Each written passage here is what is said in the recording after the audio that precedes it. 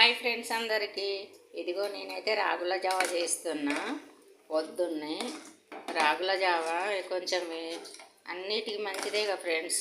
Wait లాస్కి ప్రతిదానికి మంచిదే కదా. నేను ఒక పావు గంట సేపు అట్లా రాగుల జావ రాగులు పిండి నానబెట్టి ఆ తర్వాత ఎసరు పెట్టి ఎసరు మసిలిన తర్వాత పోసాను ఫ్రెండ్స్. ఇంకొకటి స్పెషల్గా ఏం చేయాలంటే బోన్కి దేనికైనా కాల్షియమే కదా ఫ్రెండ్స్. పాలు పోస్తాను స్పెషల్ నేను. ఇదిగో పాలు పోస్తున్నా, కొంచెం పాలు పోస్తా.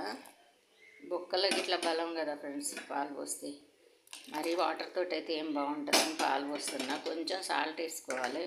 మంచిగా హెల్తీగా ఉన్న వాళ్ళు తినాలనుకుంటే పాలు పోసి చక్కెర వేసుకుంటే మనం మంచిగా హార్లిక్స్ తాగినంత టేస్ట్ ఉంటుంది ఫ్రెండ్స్.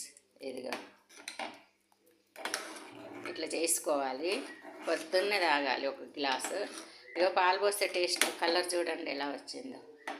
కలర్ బాగా వచ్చింది కదా. కొంచెం కుతుకుతాను ఉడికిన తర్వాత దించుకొని తాగడమే ఫ్రెండ్స్. నేనైతే ఈరోజు రాగుల జావే టిఫిన్.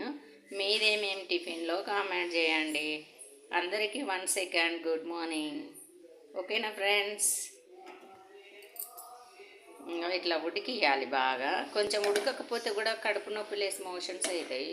మీద అట్టు కట్టేటట్టు ఉడికియాలి ఫ్రెండ్స్. అట్లా అయితే మనకు ఉడికినట్టు.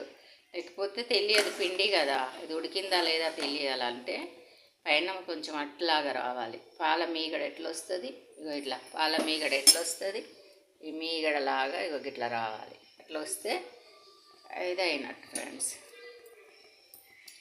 ఇక కుతుకుతాను ఉడుకుతుంది.